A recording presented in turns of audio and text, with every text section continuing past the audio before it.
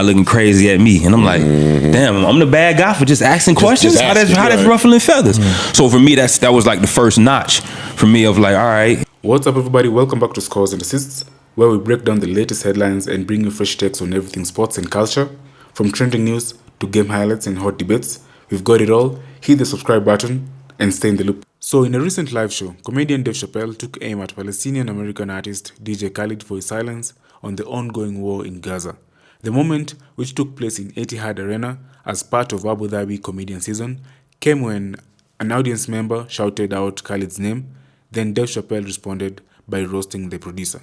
Chappelle's remarks touched on a criticism that has been circulating for months. In February 2024, DJ Khaled's cousin cut ties with him over his continued silence.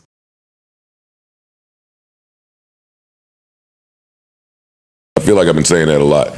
But that's because the niggas that come up here, I fuck with them. Anyway, I got one of my favorite humans in the building.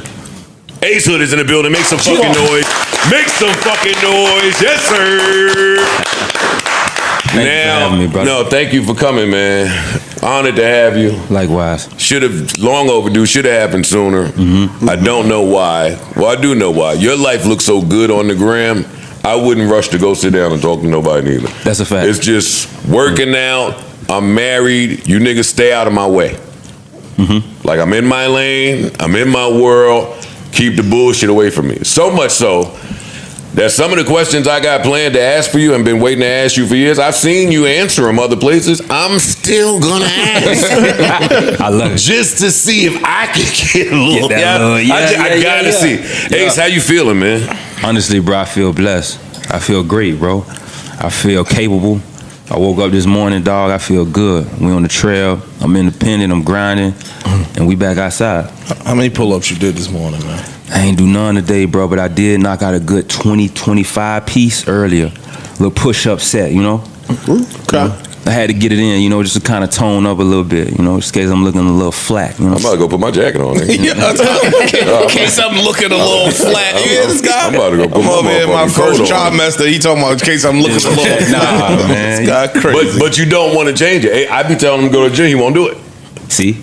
You have the ability to change it. Right. Yo, something's wrong with people, bro. This nigga been in the gym for all of 42 days and want to act like he Jack LaLanne. Gotta get your ass out of here, Well, the toughest part is getting out of bed. That's a fact. So I wouldn't give a fuck how many days I've been. I get out the bed and make it there. Ain't you been on a little run? It's been some months now. I go. Like you said, since the basketball game. It's been since the basketball game. Nah, it's over. Sorry, buddy. It's all right. Sorry, buddy. It's cool. How does independence feel? You the one person that I'm angry that has independence. Talk to me about that. You know, I champion independence and I love it, and all of us should have it and be about that. You though, I'm not made whole with how you got independent. I'm not made whole with that. I respect that. I don't want to start with that, but I don't like it. I'm not made whole about it and never got an answer to make me feel good enough about it in my stomach. I know I was outside for all of that shit when it was happening. I was there when he was shopping label deals. I was seeing it all. I was there when this artist didn't work and hey, I'm running with this. And so, and y'all kept smacking them, nigga. I was trying to work records when all that shit was happening. Yeah. So I don't feel like your road to independence, how did you get here? It's crazy, man. You know, man, life just plays out, dog. I think what led to my whole independent journey, bro, was really just like, obviously, you know, I think traveling around the world, I was always known as like, oh, that's Khaled's artist. It's Khaled's little homie. That's this and that. You know, so really, if I'm being completely honest, dog, people started bringing me stuff. You know what I'm saying? I think that's what became a problem because people who was really close on the inside started bringing me things that, you know, I started asking more questions about stuff, more questions about the business. To me, that's what changed for me, dog. It was the response to me just inquiring about my business, inquiring about what's really going on. And then when I started to go down that rabbit hole, I started to, you know what I'm saying? I'm like, damn. this happening, they taking this to do that with, but that supposed to be for my, but why we doing this like? So it was confusing for me, but nobody wouldn't explain nothing. So you know what I'm saying? Nobody. And that always happened for artists. Something happened, and we just start asking questions and get a little bit of information. That's it. And then before you know, they're like, oh, did you know that he taking this and doing that and blah, blah, blah. So I just think for me, though, I'm looking at it, I'm like, damn, I ain't gonna never be, you know, bigger than this program or bigger than this system. Like, you know, bro got the control, you know what I'm saying, over this entire thing. He can decide to say what he want to do with his label, how he want to move it, how he want to navigate it. And me, with being powerless, shit, I'm gonna have to just follow suit. You know what I'm saying? So for me, that made me feel uneasy. You know what I'm saying? Like not having the power, asking about contracts, and nobody got answers. Everybody looking around, looking crazy at me, and I'm like, damn, I'm the bad guy for just asking questions. How that's ruffling feathers. So for me, that was like the first notch for me of like, all right, and then people bringing me just unwarranted information that I ain't even asked for. You know what I'm saying? People that's really close to him, and it's honestly, man, it's a few things of just watching how people get treated. You know what I'm saying? I think this stuff just kind of took a toll on me, man. Overall, I started looking, I'm like, damn, bro, in order for you to like be who you want to be, you gonna have to create this thing on your own. Like you gonna have to separate yourself from this. Tough pill to swallow at some point. Very tough pill to swallow, because in that time too, I was really thinking about like, shit, am I making the right decision? You know what I'm saying? Like, is this the right thing to do? Is this like, you know, gonna be feasible for my family? Is everybody gonna understand? You know, so you got people coming at you from every angle. But for me, it was just a large decision, because once that main move was made from like the major label to the whole, you know, to having your own label and all of that, moving to a smaller label, that threw me for a loop. Of course. Yeah. So you know, there was no. I just wasn't prepared for it, and I just think asking questions, I thought I was to just do at least the conversation. It's not my label, not my vibe, but just the conversation. You know what I'm saying? If Joe want to take the pod somewhere else or whatever, you gonna let the homies know, hey, I just want to take it up the street, boom, boom. I just want to inform y'all, this is what I'm thinking, this is what I'm feeling. You know, even though it's your thing or whatever. You know what I'm saying? So for me, dog, for that shit, I was like, Nah, I don't really think it's like real space for me here like that, in that way. You know what I'm saying? In terms of what it is that I want to build, something that's true and honest to me. And then I also too felt like I was being pushed into like a very slim situation in terms of, I need to sound like this. You know what I'm saying? They want to pick the beats. They don't want me to pick the beats. They want to pick the hooks. They want full control over this right here. And I'm like, that ain't going down. That ain't going down. Because to me, in that moment, I started to realize like, oh, y'all trying to turn me into something I'm really not. You trying to turn me into an artist that I really, you know what I'm saying, that I really don't desire to be. Because for me, it's like, all right, I love the hits on a commercial level, but what I was really trying to give people in depth was like some of the real classic records, other records on my album that I wanted people to get in tune with.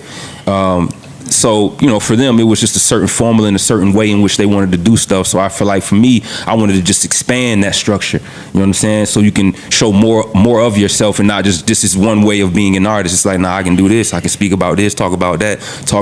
So I just wanted that freedom to be able to be who I wanted to be, dog. Were those conversations ever had about just the vision for your career, where it's supposed to go and what it's supposed to look like and how that's supposed to work in conjunction with his plans? Was that ever discussed?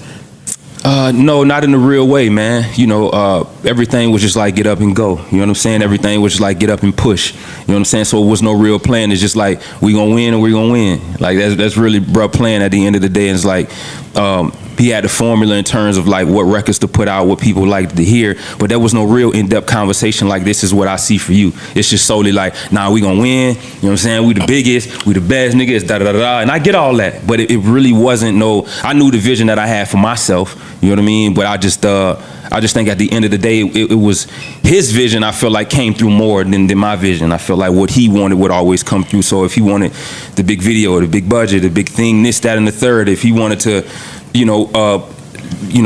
have his album to play out for 8 months, a year, like whatever he wanted to do, he could do that. You know what I'm saying? You wait on your single for another 2 years. You know what I'm saying? We ain't gonna drop right now. I got this going on. So I had to, I'm a little homie and be patient and, wait for all of this stuff to unfold.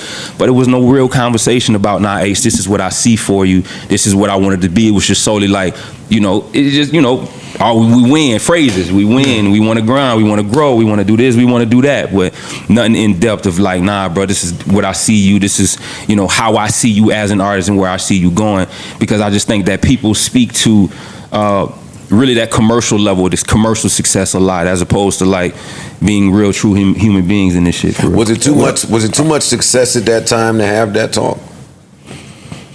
for both of you, right? Like y'all lit, y'all on the go, it's record after record. Yeah. So it was though, because we in motion. Yeah. So it's like it's no real time to really take the break, or you know what I'm saying? Because everything is like you gotta or keep to take moving. action, right? Or to Even if we don't talk, I'm busting a move. It's not we winning. Yeah. Everything is a win. Everything is a Question win. for you. In the we winning, were you winning? Shit. Well, from my Yeah. 100%. I was winning. No. 100%. Maybe not in a That direction. matters. Maybe not in a direction you probably wanted to land in the future, but at the moment, short term, it was the win. Yeah, because at that time, bro, I was trying to build. My goal was I wanted to build like real fans, like fans that pull up and buy tickets and stay. You know what I'm saying? Right. And stay with me. You know what I'm saying? Like what I've built now. So what I recognized at that time is that you had a lot of artists, and even myself to a certain degree, that would have these big records, but couldn't per se sell out a 500, 600, 700 cap venue. You see what I'm saying? So to me, I'm like, that's the real bread. That's what we need to be, as opposed to me trying to be in these clubs, do the radio thing, which I think is great. But to me, I wanted to see that same thing carry over into like doing something major. So for me, I'm like, when I'm seeing other artists that's doing something similar, but not so much of the commercial, I'm seeing the codes and seeing people like build their fan bases and people show up. Even as me being a more successul commercial artist at that time, and I'm like, damn, I want more of that. I need more of the balance. You see what I'm saying? So to me, that was very intriguing for me because the radio hits is one thing; it keeps you in the club, and I'm like, man, we want to do festivals, we want to do 1,000 cap spots. You know what I'm saying? We want to be traveling the world, so it takes time to build that stuff. So that's the route that I went. You wanted the grind. I wanted to grind. Yeah. 100%. Once you got the information and decided, all right, I want to be up out of here. How did was it pushback? How did that conversation go? Oh, that was pushback, 1,000%. Shit. After that, man, bro sent me a situation of like, it's gonna take 7 figures to get out of this. It's gonna take $1 million plus to get out of the deal. Slow down. Wow. Yeah. Slow down. Because I just got to keep up, man. It's been a long day. Yeah. You're We The Best. At this time, We The Best is where? Interscope? Where's it? We were Sony Red. Sony Red. We had just came out of with Cash Money, them boys had that big run, and then we got down to Sony Red. I remember Sony Red. Okay, Yep. I got it. So what is the language? So you're signed to Khalid, Right. and Khalid is signed to Sony Red. Was there language that said in the event that something happened with you and Khalid that Sony Red Could pick you up. you're on Sony Red? Yeah, pick up that. Yeah. Yeah, was that? No, there was no conversation around that. That's fucked up. No. See, in my production deal, say if anything happened to them niggas, Def Jam, I'm still on. Yeah, Def still on Jam. Def. Yeah, and that's not there. That's interesting That's to a me. safety net. Yeah.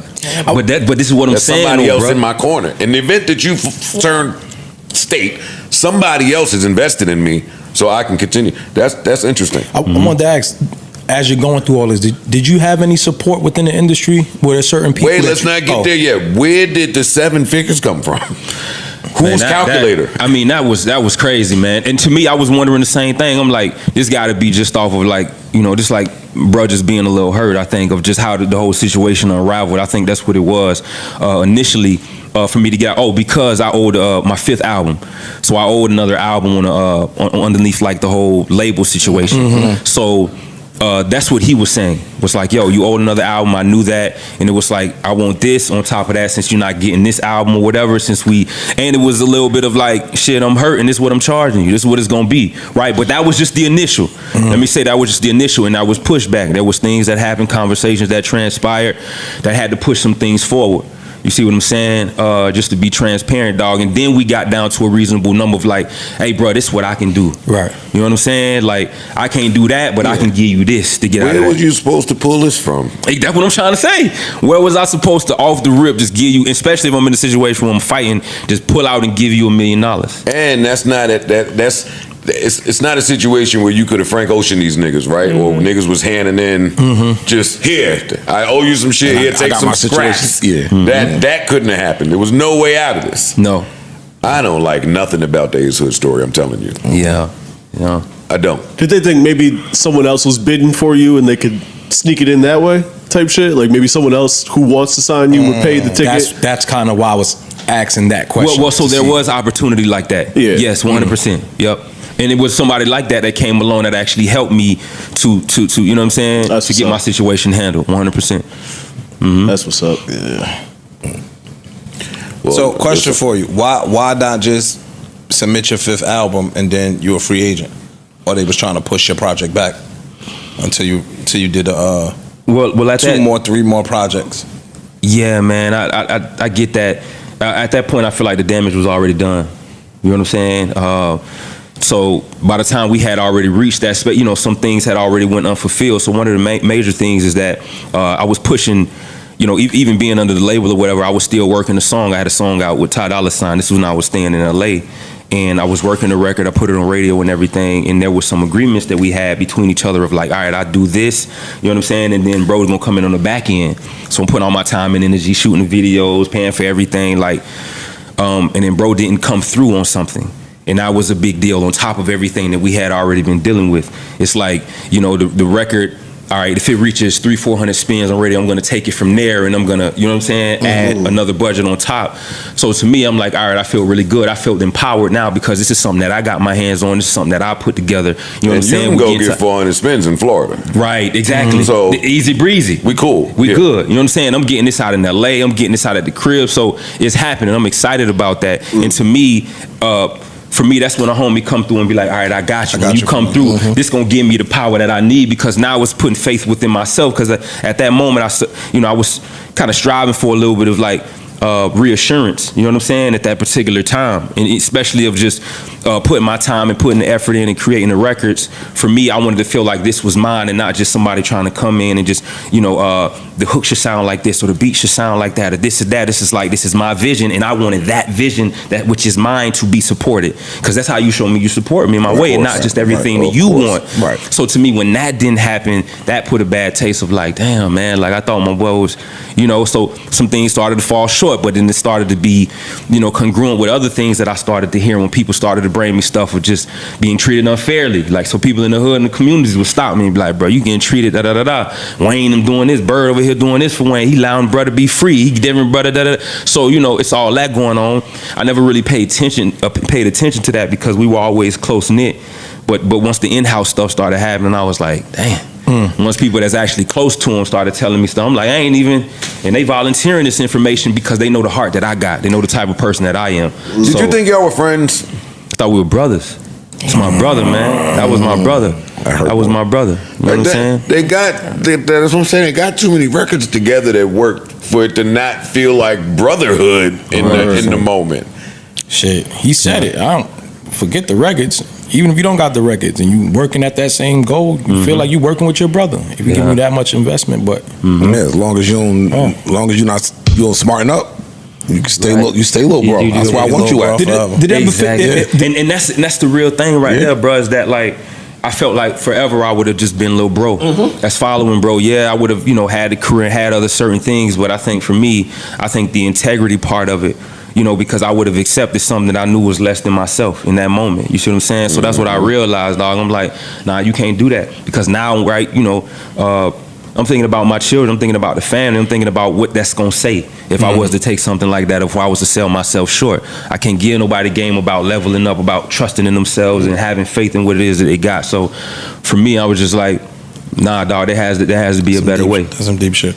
Got to be a better way, dog. I'm scared to ask you the next question because I'm gonna get real mad. I'll walk out this interview. This is on the record label side. What's happening on the publishing side? At that time? Yeah. Oh, man. So everything at that time was tied up for me. Everything was tied up. You know what I'm saying? My YouTube, my Spotify, everything was still, the label had access, like they were running this stuff at that time. So my publishing, I was still receiving my publishing always. So always receiving BMI, my Sound Exchange, all that type of stuff. So that's why too, I give even the situation of Khalid like his flowers, because even within the contract situation, there was ways in which he could have took a lot more from me. You know what I'm saying? Like he, you know, other CEOs would do their artists, but I didn't have that experience. So a lot of my money I had got to keep from touring, from merchandise on touring, from publishing. And we did do a pub deal earlier on that me and him like split and had that whole thing. But yeah, man. And that's fair. You put in 50% of these songs. I mean, exactly. I'm not mad at that. 100%. So yeah, that made sense at that time. But the publishing and everything was still running. I just didn't have access to like my other systems. This is a little heavy, this interview. Can we just take a brief pause so I can play one of my favorite ASO songs? Of course. Hey, yo, baby. Tell your friends. Yo, I'm such a... You a bird, yo. Yo, I love this song. Yo, this shit still works. Hey, yo, this nigga had Chris Yo, he got Brown. hits. He got hits. Yo, He has hits. Yeah, that's what I'm saying. Bro. Lot on. A bunch of them. Lot on. With a lot of niggas. So it's tough. It's tough. I get his side. I get the other side too. I do. You felt like the label just treated you like they were more concerned with the hit and less with the artist? Like it didn't really matter who they had on the record. It was just like we just. Oh, that man, the labels don't care, man. Yeah. The labels don't care. Boy, I was going through all type of personal shit.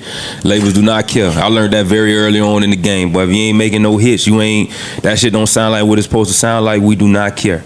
You know what I'm saying? So it's like, I had good people at the label that supported me for sure, that wanted to see me win. But at the end of the day, it's still a business. There were other singles, right, that I wanted to choose. There was other records. Another record that I got with Chris Brown that's even crazier to me than that record that we had on the album. And it was just like the patterning of like, all right, I just want to have the control over, because I'm like, all right, bro, I know this song is a hit. Let's push that. Nah, we gonna push that. Yo, this song right here, let's go with that. I know I believe in that. That's a whole hit. Nah, we gonna go with this over here. So I'm like, yeah, that's frustrating, man, because I'm just like, but we sitting on these hits. I'm like, we just creating these records to just create them. They ain't putting no money behind it, no energy behind it. And, having a conversation with Khalid and talking about the label with them and in their budgeting and all of that and how they view things and see it. They really didn't care. They wasn't as invested. You see what I'm saying? I had a great team at Def Jam, a great team at Universal as well. But for the most part, man, you got a few people in the building. You know how I go. If you're an artist, you find your people in the building. Your 2, 3, 4 and them people is walking on eggshells. And they walk. Come on, man. It's a job and it's a business, and they can't lose their shit. But they fighting for you quiet. But there's only so much fighting they could do quiet. And if you're the label, if you view the label and you've dealt with artists telling you this is the hit, but as the label, it's our job to know the hits and what's not the hits. You know what I'm saying? That's their. I'm saying that's their take. That's their stance on it. Which is facts. That's how it operated. Which is wild, because most of these niggas spend their time in the building. Like they in the building. They don't know what's playing outside. They don't know what's playing or really what's going on. Yeah. You know what I'm saying? They street team got to connect to a real street team that actually know what's going on. You see what I'm saying? So that's how we used to play it back then. You had a moment where you had to step away from the music a little bit and reset. Yeah, get bro. back. Yeah, 100%. So I think the moment that what I would say, because I still kept the music very much close, but when I went independent, dog, that was really the journey of like, all right, I'm gonna take my power back. Like we were powerless. We didn't understand contracts. We didn't understand information. We didn't know how to move with this shit. You know what I'm saying? Like now is when we do it. So now at that time was like, I'm in the gym. I'm focusing. I'm reading more. I'm praying more. Now we healing. Now we doing other things. Now I'm spending more time with my family, my children, having other experiences, because music was just my life. Performing, doing all this other stuff, which I was just addicted to the feeling and just that whole vibe of being in music. So for real, it's like not having the music for a second, I was lost for real. Would you say that that's maybe your darkest hour around this time? 1,000%, bro. 1,000%, right? One of my darkest, because they would visit. You know what I'm saying? Like every time I felt like there was a new level for me to rise up, that darkness was always visit me. You see what I'm saying? So there would be moments, man, of just, man, all of it, thinking about not doing music again, being emotional in the crib, just going back and forth, being alone, dealing with loneliness around this shit, not having the same friend groups that you normally have, because now they no longer, not that they no longer believe. My mind is changing, my heart is changing. Now I want to elevate. Now I'm talking about family and growing and marriage and like ownership and all of this stuff. So, everybody else was like, but hold on, man, they leaning on the major label. Like, hold on, everything was like straight. We got the whole team. How this gonna look? So, that shook up a lot of people, and that was, man, it was the toughest journey, bro. Honestly, that I've ever had to go through. Yeah. Was building a new team difficult? Yeah. Yeah, because you were part of a system, and now you got to go get your own everything. Yeah, and I had trust issues. I bet. Yeah. I had trust issues, bro, because you know what I'm saying. I couldn't trust people, especially in the industry. So I was actually trying to search for people outside of my industry. So I went in the rock world to find my partner, my dog. My dog Dimitri is in the rock world. You know what I'm saying? I went to finding people in other places and stuff like that. PRs from different places. And that right there helped me to build like a solid team. So for me, it took time too, because also too, dog, when you got the major label, people don't understand that you got people handling your business. Literally, the toughest thing for me was handling my own business, making the phone call and having an interview with with my partner of like, this what I need, this what I'm looking for. Now you got to know in your mind, what do you need, what are you looking for, who should be a part of your team, what type of person are they? Like, you thinking through all this stuff, and I'm like, bro, I don't really. Now I'm getting frustrated. Now I'm upset. For real. I don't get upset. You know what I'm saying? Now I'm like, I don't know for real. But in that not knowing makes me frustrated because I don't know. And then I spent so much time not knowing. And so you go through that darkness of just like, you down on yourself and you hard on yourself about the decision and choices that you made, but it's like, you got to get back on that horse, bro. Yeah. You know what I'm saying? Can I ask, that's some gangster shit. Has it been hard getting people who fell in love with you for like the hustle hard and all that to understand what you're doing today musically? In the beginning it was. In the beginning, that transition, because for a while it was like, bro, we want this from you. We want to hear this. We love this. We love that, bro. Like, keep doing that for us. But I think for me it was important. Like, once I left the label, I knew that I needed to like rebuild myself. I knew that I needed a reapproach, because I knew like, all right, this version represents hustle hard, Bugatti and all of that. Yeah. But now the new version moving forward is very different. You know what I'm saying? This guy's more mindful. He's more spiritual. Like, he's tapping in with his family. He's growing. He's about involvement, about ownership. He's about like, you know what I'm saying, partnering and building. So it's like, I had to speak now. Like, how do I speak to that?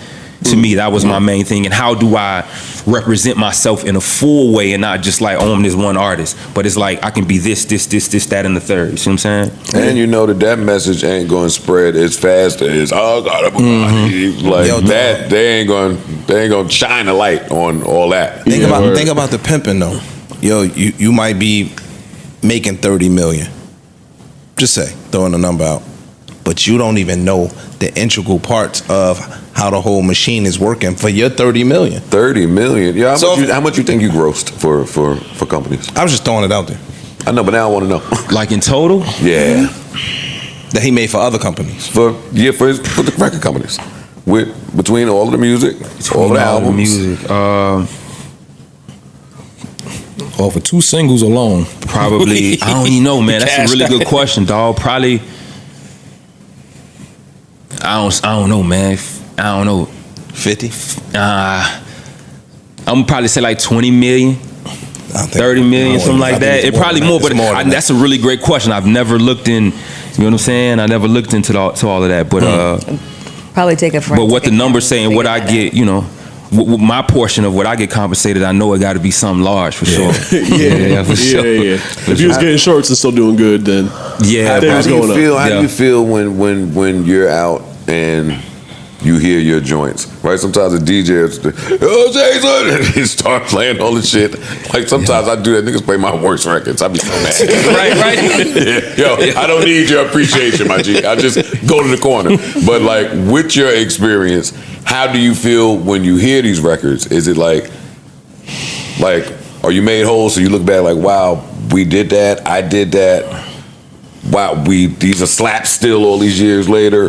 Is it bittersweet? Like, what is the feeling? Today, when Pump It Up comes on, I'll be like, yo, all these years later, it's still kind of hard. It still works. It's still kind of, I sound good. I can hear my 22-year-old self and I smile. It wasn't always like that for me. It wasn't always like that for me. Let me ask you a question. If you weren't, it used to get dark for me. I was about to say, if you weren't where you are today, you think it wouldn't resonate the same, right?